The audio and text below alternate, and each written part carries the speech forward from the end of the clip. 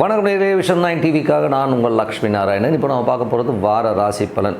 So 25ஆம் தேதியிலேருந்து 1ஆம் தேதி வரை இப்படி இருக்க போதுதான் பார்க்க போகிறோம். எப்போதும் சொல்கிறது தான், லக்னத்துக்கு பாருங்கள், ராசிக்கு பார்ப்பதை விட லக்னத்துக்கு பார்க்க ரொம்ப பர்ஃபெக்டாக இருக்கும். உதாரணமாக ஒரு மகர லக்னம் விருச்சிக ராசினா நீங்கள் விருச்சிக ராசிக்கான பலன்களை பார்க்கறத விட மகர ராசிக்கான பலன்களை பார்க்கறது ரொம்ப பர்ஃபெக்டாக இருக்கும். முதல்ல வர்றது வந்து பொது பலன்கள், அதுக்கப்புறம் பார்த்திங்கன்னா தசா புத்தி பலன்கள் வரும். ஸோ உங்களுக்கு என்ன தசா புத்தி அந்தரங்கள் வருதோ அதை நோட் பண்ணி வச்சு அதையும் மிங்கிள் பண்ணி பார்க்கணும், ரொம்ப பர்ஃபெக்டாக இருக்கும். வீடியோட எண்டில் டிப் ஆஃப் த வீக் இருக்குது, மறக்காமல் பாருங்கள். ஸோ மகர ராசிக்கு வந்து பார்த்திங்கன்னா உங்களுக்கு ராசியாதிபதி சனி வந்து 2ல் இருக்கார். ஸோ அவர் வந்து ராகுடைய சாத்தியம், ராகு வந்து சனியுடைய சாத்தியம் ஒரு நட்சத்திர பரிவர்த்தனை இருக்கும்போது மறைமுகமாக பின்னாடி வந்து ஏதாச்சும் ஒரு கலகமோ டைரெக்டாக வராது, பின்னாடி எதாவது பேசுவாங்க. ஸோ அதை மட்டும் கொஞ்சம் கேர்ஃபுல்லாக இருந்ததுங்க. அதுக்கப்புறம் பார்க்கும்போது உங்களுக்கு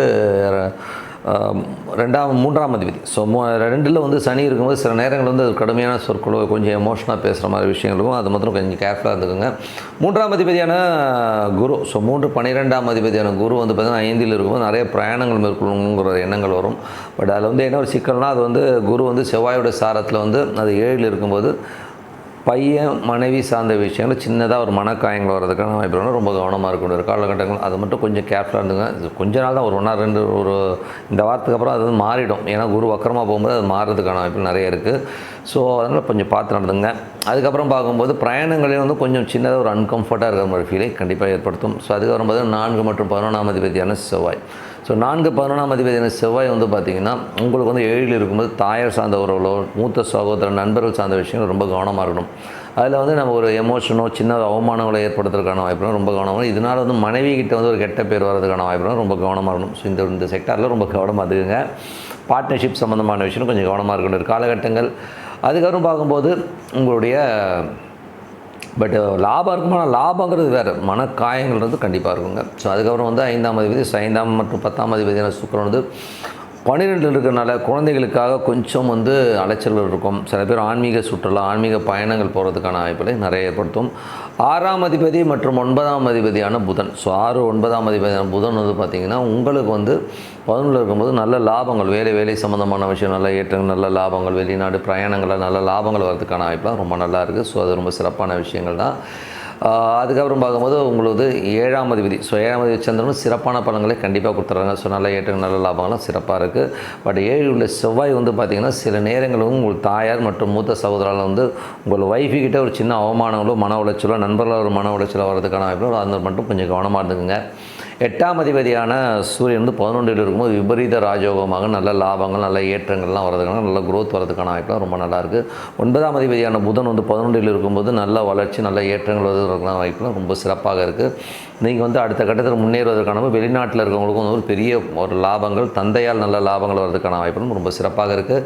10ஆம் அதிபதியான சுக்கிரன், 10ஆம் அதிபதி சுக்கிரன் வந்து 12ல் இருக்கும்போது நிறைய பிரயாணங்கள் நிறைய அலைச்சல் இருக்கும், தொழில் ரீதியான விஷயங்கள் நிறைய அலைச்சல் இருக்கிறதுக்கான வாய்ப்புகள், கொஞ்சம் பிரயமாறுறதுக்கான வாய்ப்புகள் கொஞ்சம் பார்த்து நடந்துக்கணும்.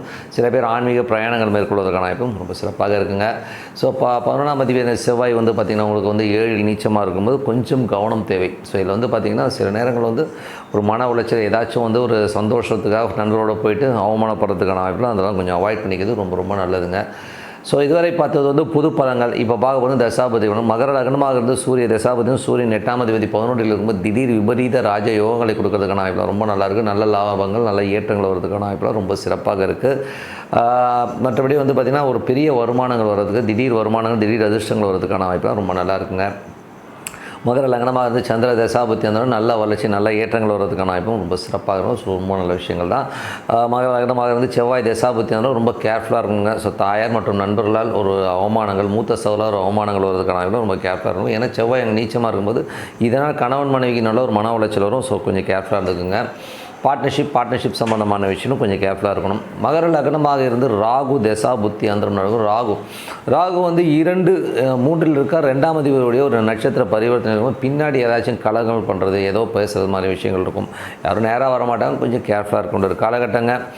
அப்புறம் பார்க்கும்போது மகர லக்னமாக இருந்து குரு தசா புத்தி அந்தரம். குரு வந்து பார்த்திங்கன்னா உங்களுக்கு 5ல் இருக்கார். ஸோ 3 12ஆம் அதிபதி 5ல் இருக்கும்போது ஆன்மீக சுற்றுலா ஆன்மீக பிரயாணங்கள் மேற்கொள்ளலாம்னு ஒரு எண்ணங்கள் இருக்கும். பட் இருந்தாலும் கொஞ்சம் நடைமுறையில் வந்து சின்ன மனக்காயங்கள், ஏன்னா அது செவ்வாயோட சாரத்தில் இருக்கும்போது செவ்வாய் நீச்சமாக இருக்கும்போது கொஞ்சம் மனக்காயங்களை கூட கொஞ்சம் பார்த்து நடந்துக்கணும். மகர லக்னமாகிறது சனி தசாபதியும் சனி வந்து பார்த்திங்கன்னா 2-3 தொடர்பில் அந்த ஒரு நட்சத்திர பரிவர்த்தனை இருக்கும். சின்ன சின்ன கலகங்கள், மறைமுகமான கலகங்கள்லாம் இருக்கிறதுக்கான கொஞ்சம் கேர்ஃபுல்லாக இருக்கணும். உங்களுக்கு தெரியாமல் ஒருத்தர் வந்து கேமரா வைக்கிறது, வாட்ச் பண்ணுறதுக்கான வாய்ப்புலாம் கொஞ்சம் கேர்ஃபுல்லாக இருக்கணும். ஒரு காலகட்டங்கள் மகர லக்னமாகிறது புதன் தசாபதியான புதன் வந்து பார்த்திங்கன்னா உங்களுக்கு வந்து 11 இருக்கும். திடீர் லாபங்கள், திடீர் அதிர்ஷ்டங்கள், நல்ல லாபங்கள் வரதுக்கான வாய்ப்புலாம் ரொம்ப நல்லாயிருக்கு. பெரிய லெவலில் வந்து வெற்றி கிடைப்பதற்கான வாய்ப்பும் ரொம்ப சிறப்பாக இருக்குது. மகர லக்னமாக இருந்து கேது தசாபதி கேது 9 இருந்து அது சூரியனுடைய சாரத்தில் போது நல்ல அதிர்ஷ்டங்கள், நல்ல லாபங்களையும் கொடுப்பதற்கான வாய்ப்புலாம், திடீர் ஒரு பெரிய லெவலில் முன்னேறுவதற்கான வாய்ப்புகளை கண்டிப்பாக கொடுத்துருங்க. மகர லக்னமாக வந்து சுக்கிர தசாபதி அந்த சுக்கிரன் வந்து பார்த்திங்கன்னா உங்களுக்கு என்ன மாதிரி விஷயங்களை கொடுப்பார் அப்படின்போது சுக்கிரன் வந்து இப்போ வந்து உங்களுக்கு 12 இருக்கும்போது தொழில் ரீதியான விஷயங்களுக்கு கொஞ்சம் அலைச்சல்களையும், குழந்தைகளுக்காக வந்து கொஞ்சம் வந்து செலவு பண்ணுற மாதிரி விஷயங்களை கண்டிப்பாக ஏற்படுத்துவார். சில பேருக்கு வந்து ஆன்மீக பிரயாணங்கள் போடுவதற்கான வாய்ப்புகளை கண்டிப்பாக ஏற்படுத்துவாருங்க. ஸோ நல்ல விஷயங்கள், நல்ல மாற்றங்களாக வரும். ஒரு பிரார்த்தனை அவசியமானதாக இறைவனை பிரார்த்தனை கண்டிப்பாக அடுத்த லெவல் போகிறதுக்கான வாய்ப்பு ரொம்ப சிறப்பாக இருக்குது. இப்போ பார்க்கும்போது dip of the week. So dip of the வீக்கில் வந்து இப்போ நம்ம சொல்ல போகிற விஷயம் என்னென்னா புஷ்கர நவாம்சம். இந்த புஷ்கர நவாம்சம்ங்கிறது வந்து பார்த்திங்கன்னா ஒரு காரியம் நம்ம தொடங்கும்போது ஒரு லக்னம் வரும். ஸோ அந்த லக்னம் வந்து புஷ்கர நவாம்சத்தில் இருந்ததுன்னா ரொம்ப சிறப்பான பலன்களை கண்டிப்பாக கொடுக்குங்க. ஸோ உதாரணமாக சொல்ல போனோம்னா ஒருத்தர் ஒரு தசாபுக்தி அந்தரங்கள் நடக்குதுன்னு வச்சுப்போமே, அவருக்கு வந்து அந்த நட்சத்திரம் வந்து ஒரு புஷ்கர நவாம்சத்தில் வந்துச்சுனாலே அந்த தசாபுக்தி ஃபுல்லாகவே வந்து அவரை வந்து அருமையாக கொண்டு போகும். புஷ்கர நவாம்சன்றது வந்து என்ன அர்த்தம் வரும்னா பல்லாக்கில் தூக்கி செல்வதுன்னுவாங்க. ஸோ பல்லாக்கில் ஒருத்தன் வந்து எவ்வளோ சொகுசாக போவானோ, ஸோ அந்த மாதிரி வந்து ஒரு சொகுசான ஒரு ட்ராவலே அந்த தசாபுக்தியில் கொடுக்குங்கிறது தான் உண்மையான விஷயம். அதனால் எந்தவித ஒரு காரியமாக இருந்தாலும் அந்த புஷ்கர நவாம்சத்தில் நம்ம ஆரம்பிக்கும் போது ரொம்ப சூப்பராக இருக்கும். புஷ்கர நவாம்சம்னா என்ன? புஷ்கர நவாம்சம்னா ஒன்றும் இல்லைங்க, ஒரு நட்சத்திரம். இப்போ நீங்கள் ஒரு தசா நடக்குதுன்னா ஒரு நட்சத்திரம் வரும். அந்த மாதிரி நட்சத்திரத்து மேலே லக்னம் ட்ராவல் ஆகும். இப்போ உதாரணத்துக்கு வந்து காலையில் வந்து சூரிய உதயம் ஆகும்போது லக்னம் வந்து பார்த்திங்கன்னா, இப்போ உதாரணத்துக்கு இப்போ வந்து கார்த்திகை மாதம் விருச்சிகத்தில் வந்து சூரியன் இருக்குது, அங்கேருந்து லக்னம் ஸ்டார்ட் ஆகும். ஸோ அது வந்து ஒவ்வொரு நட்சத்திரமாக ட்ராவல் ஆகிட்டு போகும். ஸோ அதனால் வந்து புஷ்கர நவாம்ச நட்சத்திரத்தில் அந்த லக்னம் அமைஞ்சு ஒரு காரியம் செய்யும்போது அது சிறப்பான பலன்கள் வேறு லெவலில் வந்து வெற்றியை கொடுக்கறதுக்கான பலன்களாக இருக்கும். ஸோ உதாரணமாக சொல்ல போனோம்னா சூரியனுடைய நட்சத்திரங்கள் என்ன வரும்? உங்களுக்கு வந்து கார்த்திகை வரும், கார்த்திகை, உத்திரம், உத்திராடம். ஸோ இந்த 3 நட்சத்திரங்களில் வந்து பார்த்திங்கன்னா உங்களுக்கு வந்து இந்த 1 மற்றும் 4ஆம் பாதம் வந்து புஷ்கர நவாம்சத்தில் வரும். ஸோ லக்னம் வந்து இந்த பாதங்களில் போகும்போது ஒரு சுப நிகழ்ச்சிகளையோ ஒரு நல்ல விஷயத்தையோ ஆரம்பிக்கும் போது ஒரு சிறப்பான பலன்களை கண்டிப்பாக கொடுத்துருங்க.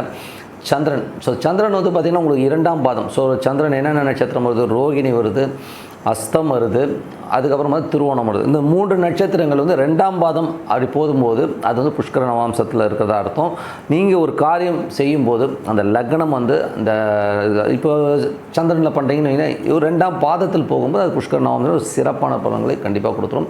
அதே மாதிரி வந்து பார்த்திங்கன்னா உங்களுக்கு வந்து செவ்வாய் மற்றும் புதனுடைய நட்சத்திரங்களுக்கு வந்து உங்களுக்கு வந்து புஷ்கர நவாம்சம் வராது. ஏன்னா வந்து அது வந்து அந்த கேட்டகரியில் கொண்டு வரலவங்க, ஓகேங்களா? செவ்வாயும் புதனும் புஷ்கர நவாம்சம் கிடையாது.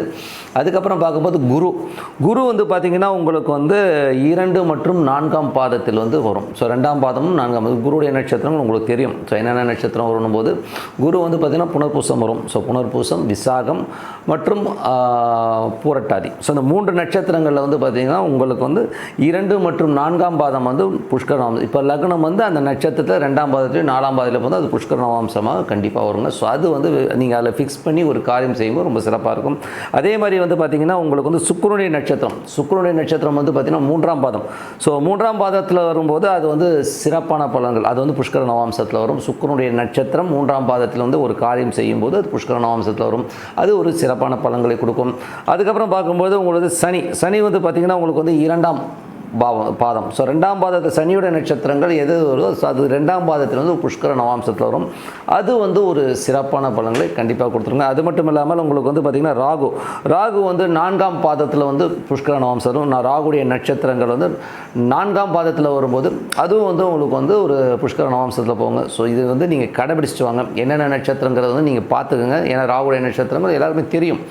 ஸோ அதை வந்து ஃபிக்ஸ் பண்ணி உங்கள் லக்னம் அந்த நட்சத்திர பாதத்தில் போகும்போது அது புஷ்கர நவாம்சம் ரொம்ப சிறப்பான பலன்கள், காரிய வெற்றி சிறப்பாக செய்யும். ஏன்னா ஒரு பல்லாக்கில் நம்ம வந்து போகிற மாதிரியான ஒரு சொகுசான ஒரு வாழ்க்கையை கண்டிப்பாக கொடுத்துரும். நமக்கு வந்து எல்லாமே கம்ஃபர்ட் ஜோனில் வரும். அந்த லக்னத்தில் ஒரு திருமணம் செய்கிறதாக இருந்தாலும் சரி, ஒரு சாந்தி முகூர்த்தம் செய்கிறதாக, ஒரு தொழில் தொடங்குவதாக இருந்தாலும் சரி, இந்த புஷ்கர நவாம்சத்தில் பண்ணும்போது ரொம்ப சிறப்பாக இருக்கும். அதே நேரத்தில் வந்து நீங்கள் பட்சி சாஸ்திரத்தையும் இந்த அரசு ஊன் காலகட்டங்களும் இந்த புஷ்கர நவாம்சமும் சேர்ந்து வர மாதிரி ஒரு விஷயத்தை பண்ணிட்டீங்கன்னா அதை விட ஒரு பெரிய வெற்றி எதுவுமே கிடையாது. எல்லாத்துலேயுமே ஜெயம் வருன்றதான் உண்மையான விஷயம். ஸோ நல்ல விஷயங்கள், நல்ல மாற்றங்கள்லாம் ஒரு பிரார்த்தனை அவசியம். கண்டிப்பாக பிரார்த்தனை பண்ணுங்கள். உங்களிடம் விடைபெறுவது உங்கள் லக்ஷ்மி நாராயணன். நன்றி, வணக்கம்.